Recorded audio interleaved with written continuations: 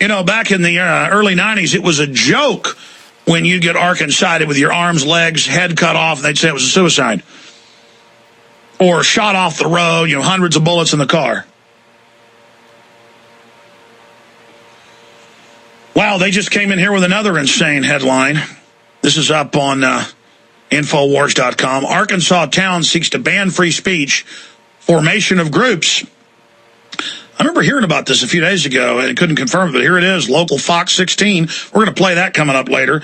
Mayor Ernest Nash commented, "This is America, even though this is Gold, Arkansas. It's still part of America, and in America, you can't just vote to take away somebody's constitutional rights." Well, why not? They do it out in Quartzville, Quartzsite, Arizona. Yeah, I told you about Arkansas when we were talking about Quartzsite in Arizona. I've seen a lot of newscasts where they go, "We have daytime curfews in this city," and it showed people driving out of their neighborhoods having their IDs checked, and they said, "Martial law is in effect. Well, city council voted for it." Why not vote? Then you can be put into work brigades for the city council. Well, that's all under federal executive orders, and the threat fusion centers are teaching the cops how. Gould, I guess that's Gould. Arkansas is a small town of 850 people.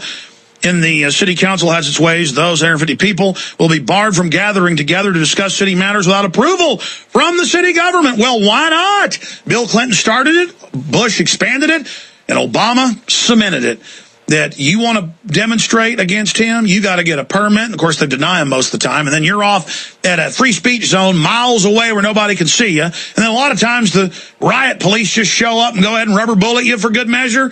And if they don't have an excuse, they openly hire thugs that work for them to turn a trash can over. The cops then wave them off. They've been caught all over the world doing it. Canada, U.S., England, Switzerland, Italy, Greece.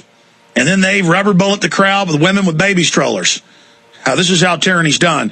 Mayor Ernest Nash is completely opposed to the plan and is willing to go to court rather than see the ordinance pass. This is still America.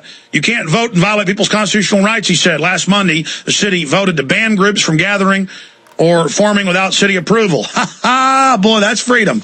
That's redcoat behavior. That's North Korea. Sanja Farley, a member of the city council, said that no matter the group, if anyone meets to discuss the city, the meeting must be approved by the city. You don't meet to talk about what the city's doing. Boy, you better believe they don't want folks getting organized and getting them out of there. We got to get somebody on about this. You can't just come in here and get with 4 people and decide to start an organization, Farley said, adding, "You will go through the city council with legal documentation and get approval.